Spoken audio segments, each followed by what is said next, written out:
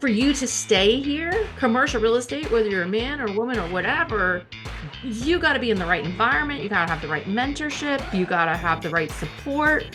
Otherwise, you're not going to last. Iron sharpens iron. And like I always I have something to learn, whether someone has way less experience from me or not. And I'd like to, try to maybe save them some of the heartburn that I've had.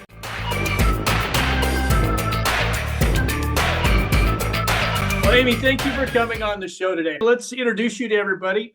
Amy Calandrino. I've known Amy now for a few years. She's a CCIM, SIOR. She's a founding principal at Beyond Commercial, a real estate firm based in Orlando, Florida. The firm is certified as a woman-owned business and a woman-owned small business. I want to really clarify those two here in a second. But she's also part of an incredible organization called the Commercial Real Estate Influencer Summit, which I'm very happy to say that I am part of as well. I love the summit. Are you going this year?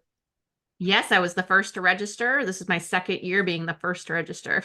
All right. The value that it brings. What can that is absolutely wouldn't be having this conversation otherwise. And it's amazing. Amy launched a performance mindset podcast and the SPORT success system. What can you talk about the SPORT success system, what that is first?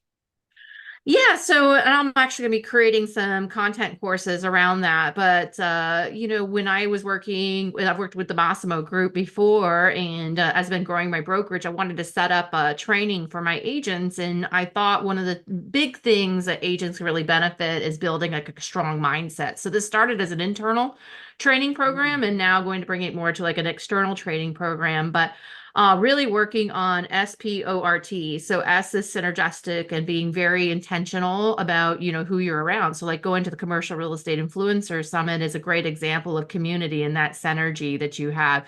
P is being persistent and not giving up, like no matter what, and pushing through and all those things. O is omniscient, and that's always like having this curiosity and like this willingness to learn and learn new things.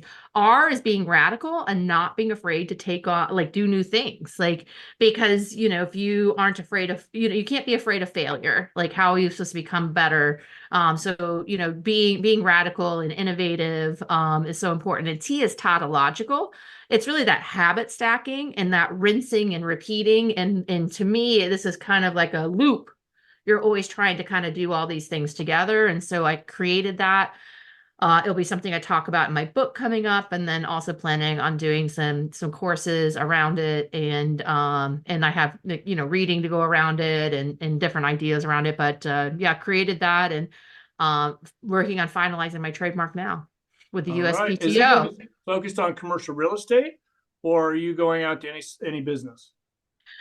Any type of business, because I think anyone, especially if you're in like sales, I think can benefit from really strengthening your mindset and, reading, similar to reading, Tony Robbins books and different books, and, you are what you consume. And so I think it could be something beneficial to people across a wide variety of sectors. Okay. Now, when you said you're with Mozilo Group, were you a trainer for them, or were you taking their courses? I've done their courses, yeah. Okay. And then I was also part of, they had for a while a boutique brokerage group. I think because it was launched maybe around COVID and stuff. I don't think that's around anymore, and it's more like individual coaching. But I was with them for years and still a great supporter of them. And I think their methodologies and their systems are great. Yeah, I had Rod on. He's a powerhouse. Yeah. His speech or his keynote at CREA Summit last year on AI and what's coming, it's going to be powerful stuff. Yeah. I'm pretty impressed with it. I want to talk about a couple of things. Your firm is a woman-owned business enterprise and a woman-owned small business. Yeah. Those certifications, I don't know anything about. And so I want you to really dumb it down for me and tell me, how is having those certifications, how do they help you as a woman-owned business? Yeah, absolutely. My passion is definitely for small and medium-sized businesses, but I've had the opportunity to do some corporate real estate. And I really saw the shift with DEI and more corporations wanting to support minority or women held or other types of organizations. And so, I about 5 years ago, I went through the process. And so I had to open up my books, full Monty, and, show them that I actually made money, that I actually had share certificates, and I was really like legitimate, and go through this rigorous process, so that I have that. And so it gives me the ability to, go after, government contracts, additional corporate assignments. Like I did win another corporate assignment through that. So while I still, again, have my focus, but that doesn't keep me from doing things. What's also beneficial is, anyone with the big three here locally, whether you're their JLL or CBRE or Cushman and Wakefield. Also, if they get a client that really cares about having diversity, and they can come to me and say, "Hey, Amy, like, can we co-broke this together?" And I say, absolutely. And I'm also part of a larger national brokerage called CRESDA. So that's the Commercial Real Estate Supplier Diversity Alliance. So CRESDA.us, I think is their website. I could be wrong, but I think that's it. Or you Google CRESDA Commercial Real Estate. But a lot of these members of CRESDA are all vetted to be minority or women or otherwise have that those kinds of classifications for tier 2 spend or whatever type of spend there is. And what's beneficial, about that is that, but I can work with them, and they have Fortune 100 companies, and they could say, "Hey, we have a requirement in Orlando." So they had a large national chain retail. I won't say like what sector, because then it'll be like abundantly they say, "Hey, Amy, can you give me all of your case studies in this line of work?" And then we can go and pursue and pitch it. So it's been nice to augment and just kind of complement what I'm already doing. It doesn't take away from my mission of helping small and medium-sized business owners and families build exponential wealth and grow, like I'm trying to do with my own business. But it just opens up some other doors, and it also shows the credibility that, this isn't like some part-time back burner thing for me, that I really take this seriously. I keep all my legal paperwork up to snuff. Showing that, my actual tax returns perfectly match my P&Ls down to the penny and all those things. And actually, I'm not even due for recertification until October, but I've already started working on it because it requires so many pieces of paper. But it's worth it. And I've been able to get some opportunities from it. Yeah. So it creates more opportunities for you to bring in more business. Yeah. Well, it sounds like if you have a woman-owned business, it would be the way to go. Now you've been a broker now for 15 years. You've been full-time for 10 years, correct? Yeah. What changes have you seen as a woman in commercial real estate in that time frame? Wow.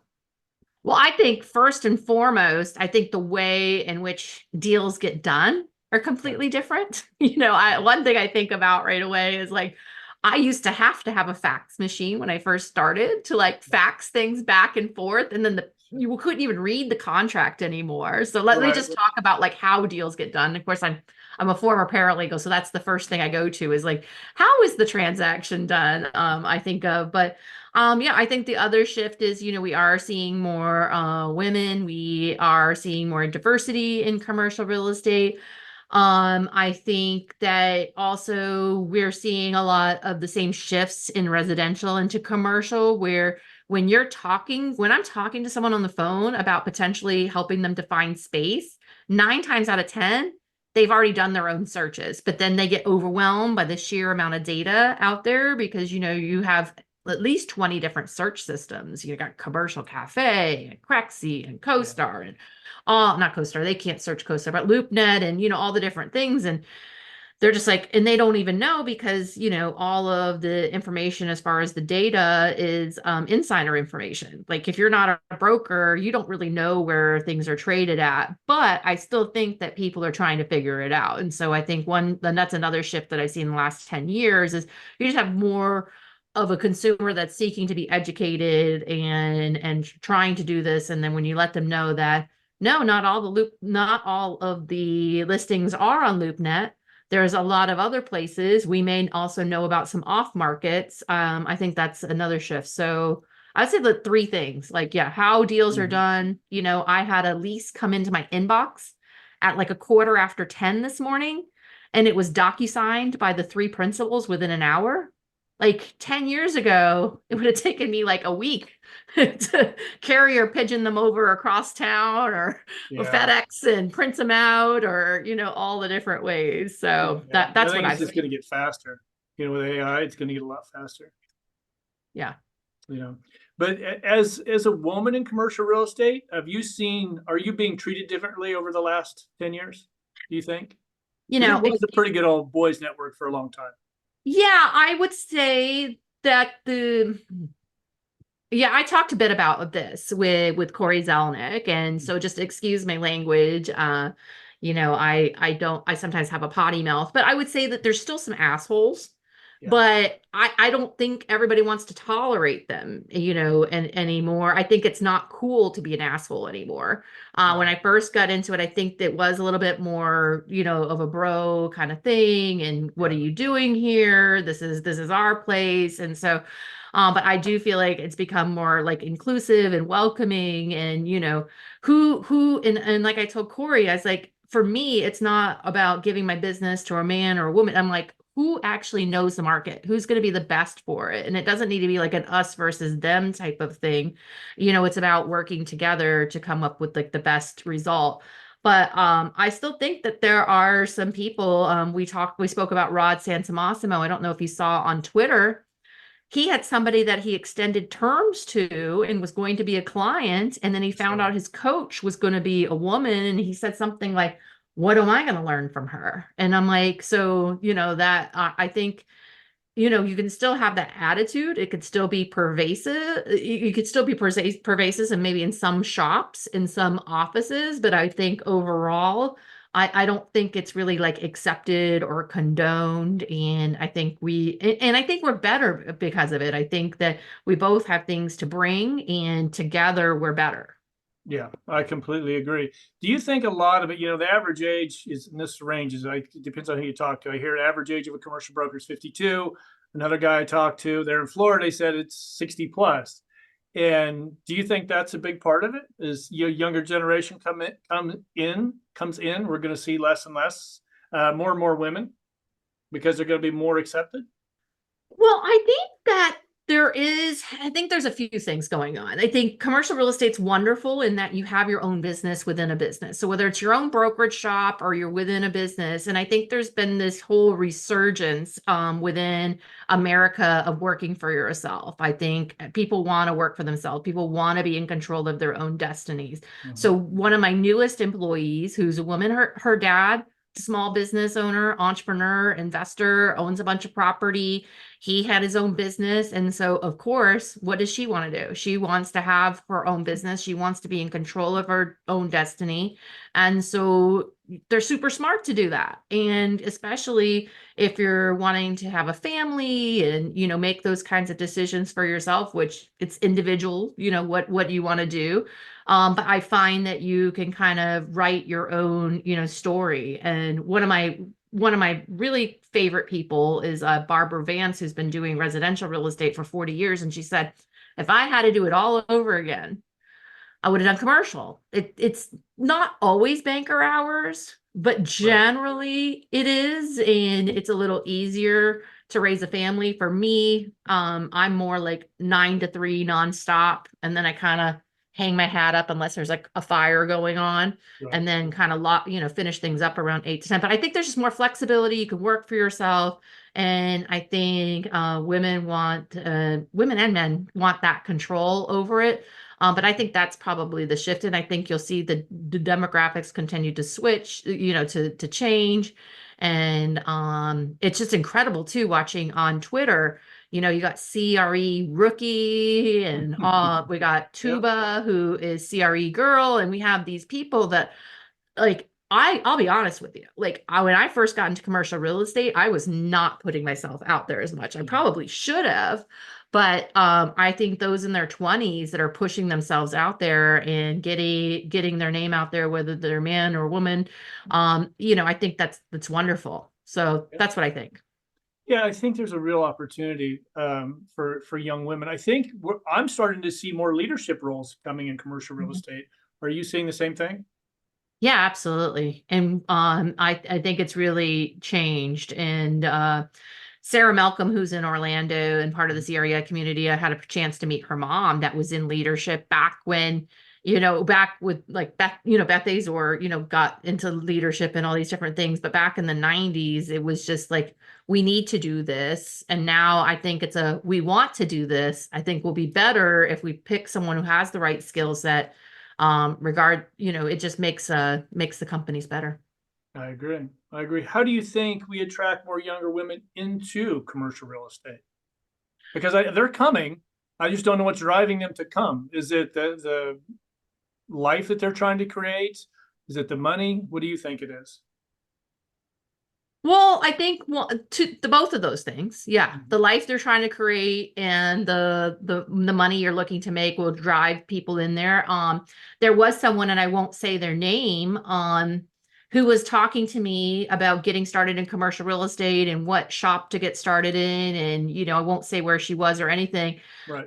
But she chose a shop, and I was like, I don't necessarily think that if you're wanting like an inclusive, great place that's really going to get you going, um, that's the right place. So I do think those two things drive you. But for you to stay here, commercial real estate, whether you're a man or woman or whatever, you got to be in the right environment. You got to have the right mentorship. You got to have the right support.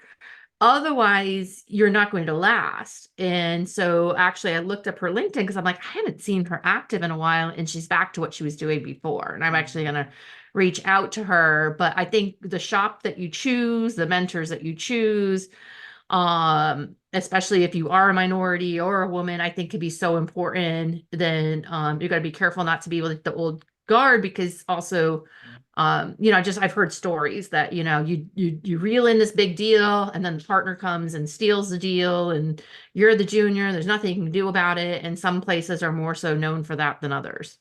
Yeah, but So I think there's a lot of companies like ours, Commercial Brokers International. We have, uh, I guess I need to do a head count how many women we have, but at least a third of the company is women.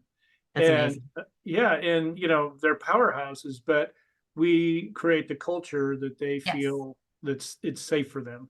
And they all get together. Man, when they get together, they're all doing deals together. It starts snowballing for them because they're all getting deals done. And I mean, I've heard calls that some of these are ladies have taken, and they're professional agents, and they've had to. They're strong. They're strong, strong women. And when they get a guy that we've had a guy that I could hear him just cutting her down, and she goes, when you feel like being more professional, why don't you give me a call back? And I look forward to speaking from you. She hung up the phone. Done. Yeah. Yeah. You know, Yeah. so you run into those. But I came out of my office just laughing my ass off. I thought it was just absolutely perfect, but she was burning. But The she mic. has a yeah, exactly. Move on to the next thing. It's not that's only happened a few times, she said, but in her career, and she's been in business for 3 years now. But Yeah. I think you've got to find a company that gives you the environment or the company culture that's going to allow you to really do what you want to do, and maybe they've got mentors. Something that we focus on is our agents that are more experienced tend to help us do. We do a lot of training, but they will then, if a new agent wants to go on a showing with them or on a pitch with them, they'll allow them to go along. So it gives them the freedom to grow, and they feel pretty comfortable here. And I think finding the right firm is the key to that. Really doing the research before you sign up with somebody. Check them out.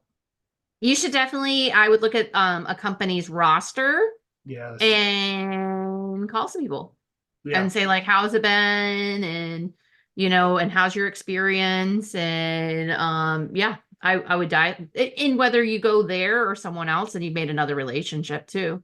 Yeah. Commercial real estate's like, so even if you decide not to go to that shop, then you already know that person in the shop and you've saved yourself going to that shop. So Yeah.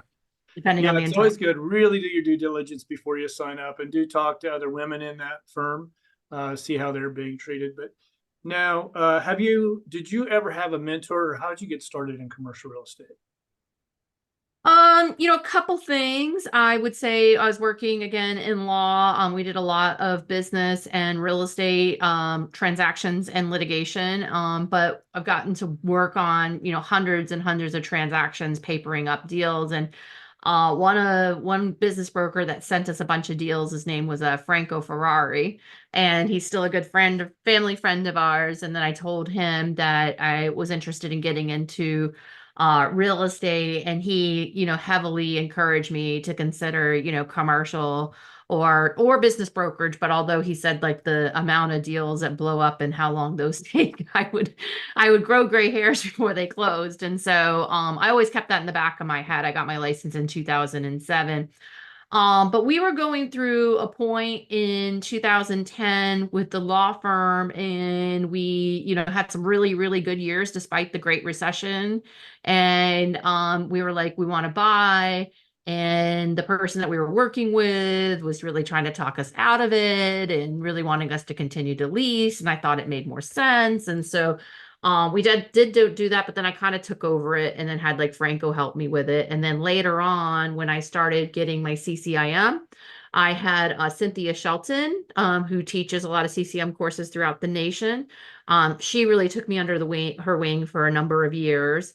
And she's been past president of the CCIM Institute, past president of the Florida Realtors, and she's just incredible. And I'm super excited that my newest agent's going to be taking foundations for commercial real estate with her. But she was really lovely and really like helped me out. But Franco really was like my qualifying broker until I could take over my brokerage, because when I went to talk to brokers here about doing commercial, here's the deal. Like, I graduated with an English degree with a writing minor.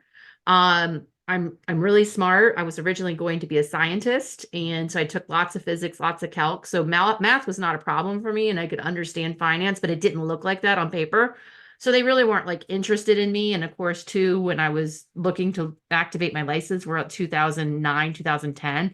None of the brokerages, because that was a really tough recession, wanted to hire anybody. So I went straight out there, started it, and just did a few deals a year. And then when I started my CCIM, I really like took off and went from there. But Cynthia Shelton, also Mike Beal of Bishop Beal in Orlando, who had been doing it for like 4 decades and a lot of development work for Highwoods Properties and some other large developers, was a mentor. But we have a really great community for the most part here in Orlando.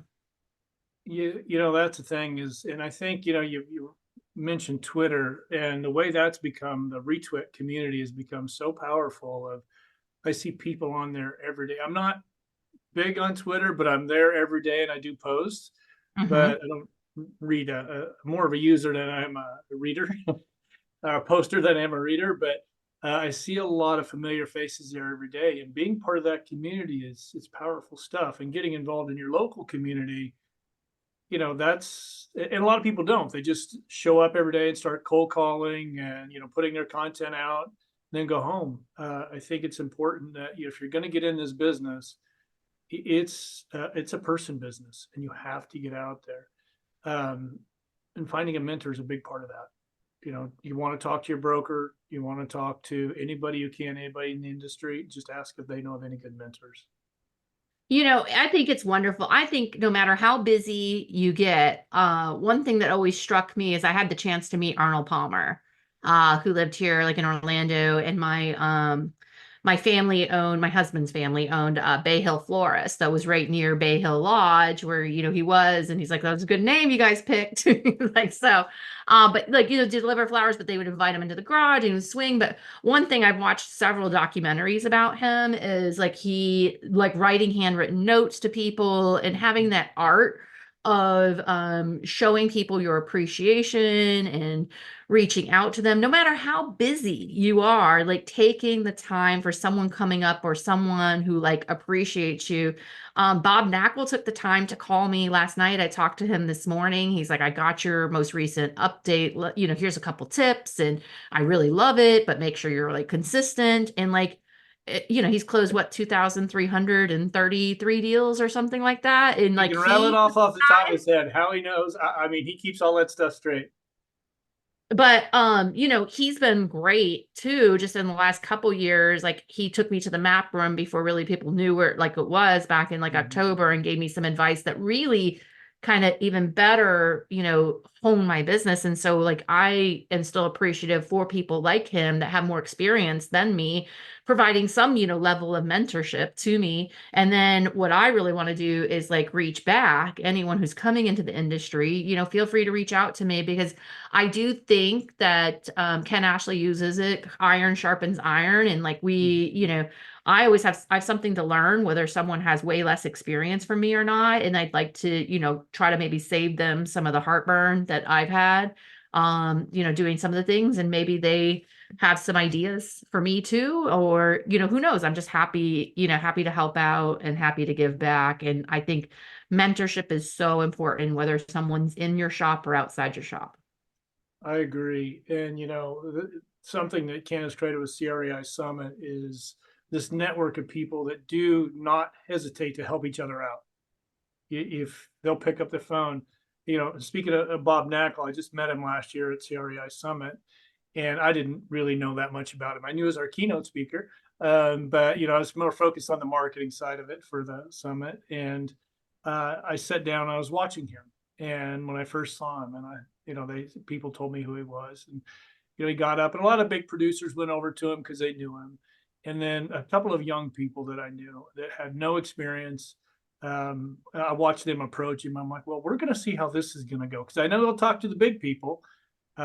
He gave the new people just as much time, and Yeah. actually maybe even a little bit more. And that speaks volumes. And that's what is CREI Summit. What Ken has created there is everybody does that. Everybody helps each other out. So very powerful. That's an organization that, matter of fact, I'll put a link to it in the video down below so everybody can see it. I'm seeing women are really taking over small businesses. You're seeing an increase, the 18 to 35 or 24 to 35 age range. They're Hmm. entrepreneurial. Women are getting more and more entrepreneurial. Why do you think that is?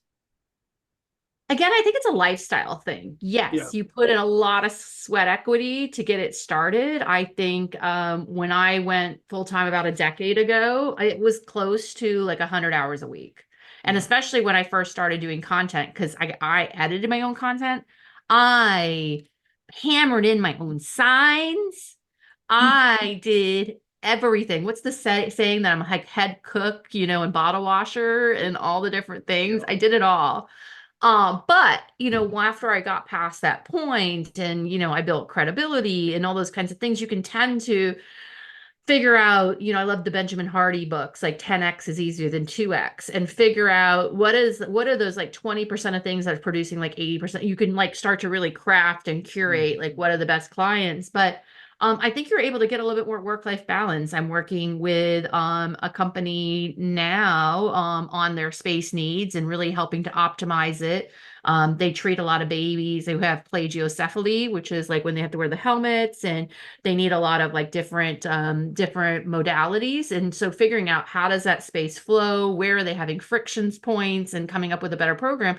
But they were saying I have to be really mindful about how much money we're spending for space, because we knock all our business out between like 9 and 3, and they don't take appointments at night, and I think they Mhm. might only be open like more like 9 to 12, like on the fifth day. But they're still in business for themselves, and they're still like crushing it. They have a sizable lease payment going out. But I have so many businesses that are women owned, and they're often different modalities or different industries that are complementary to different women. Almost everybody I've ever used for whatever service becomes my Sure. client. I just got my hair done today, and he's my client too. So,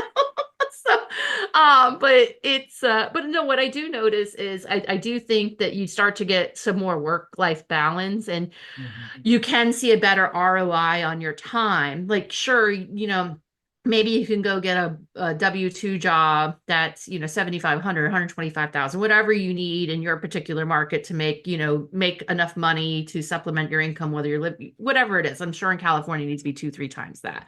But, if you could put in eventually the same amount of effort, and then you have the potential to do, Orlando, you'd be doing good if you like top line, anywhere from like $500,000 to $1 million, like that, you're like really crushing it. But then, you're bringing home a bit more, and you also have the flexibility for tax write-offs and all kinds of stuff.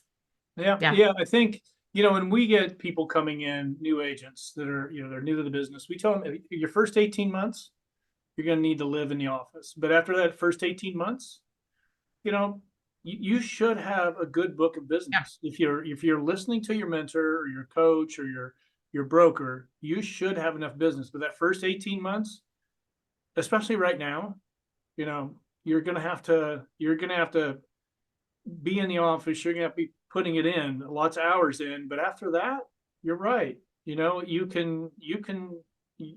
life is yours. You can control whatever you want. But you got to start somewhere, and that start is a little bit painful in this business. And The most important thing too is like, eat the peanut butter and jelly sandwiches, eat the yeah, day old, bologna, like when you first start. And like, I think those are the people that don't see last, as they get the big commission check and then they spend it. And I think you have to be like incredibly frugal the first like 18 months to 3 years until you feel like, and you never are really fully on solid ground. Deals can fall apart for, any reason at any time. But I mean, I think once you've been doing this for a while, if I've consistently had the same amount of top line and now still continuing to grow. But I think you got to be so careful. Like, I still practice the same habits today. Like, unless I'm meeting somebody for lunch, I don't really like go out for lunch. I pack it and I'm free. I yeah. probably could let go a little bit more. Yeah, I mean, our agents, there's some that are making a few $100,000 a year, bring lunch in every day.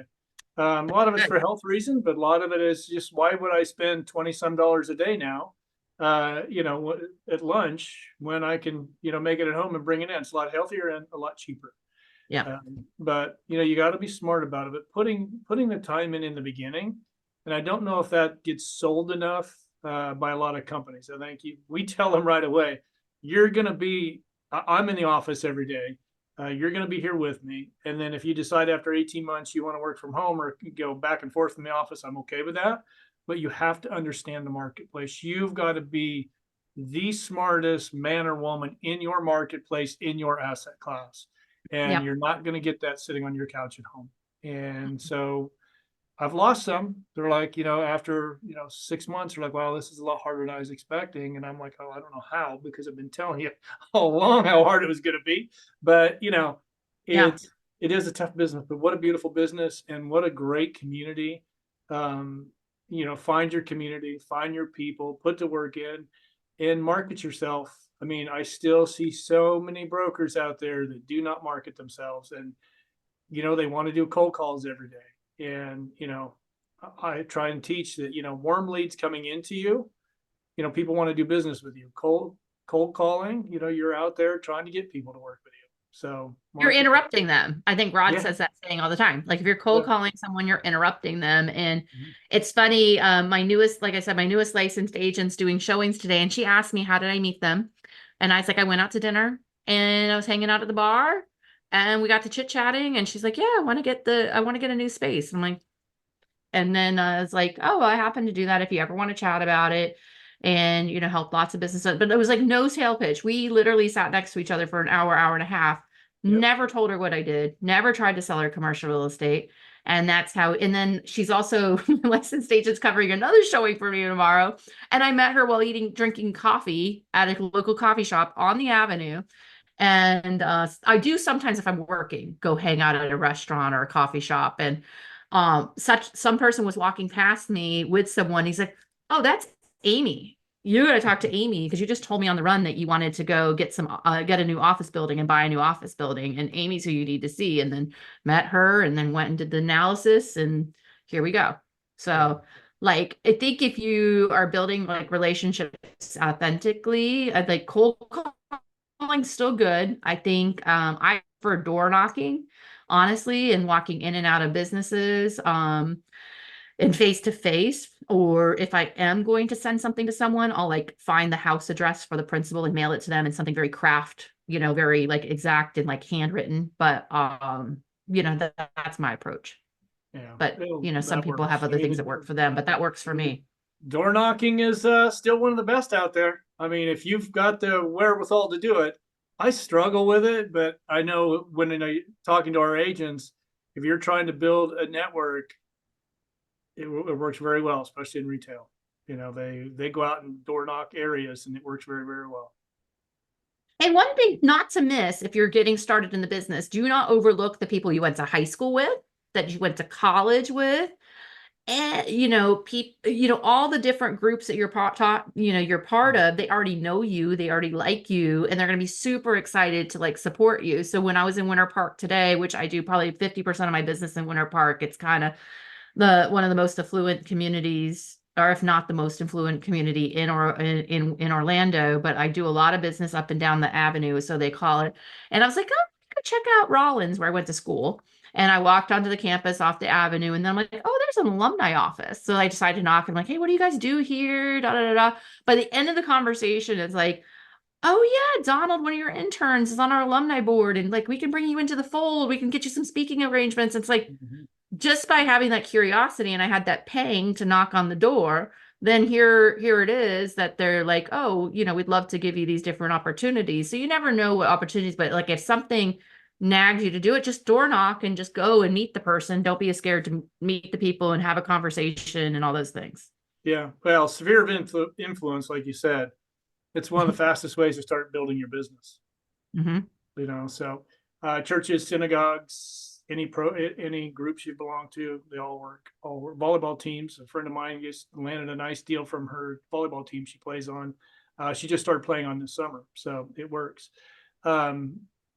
What is the best advice that you can give some young lady that's thinking about getting into commercial real estate right now? Mm. Well, I think picturing yourself intent, and like I think being very forward thinking and thinking about where you want to be. And when I first really jumped into it, I really visualized where did I want to be like in 5 years. Like, and it's always remained true to me that I wanted to be the number one, resource for entrepreneurs in Orlando area, right?